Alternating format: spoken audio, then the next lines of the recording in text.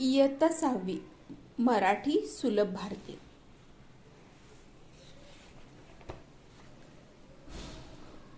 भारत माता कविता. ऐका म्हणा वाचा, प्रियतम आमुची भारत माता, आम्ही सारी तिची मुले.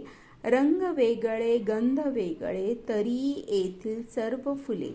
प्रिय आम्हाला येथील माती, प्रिय हे पाणी झुळझुळते.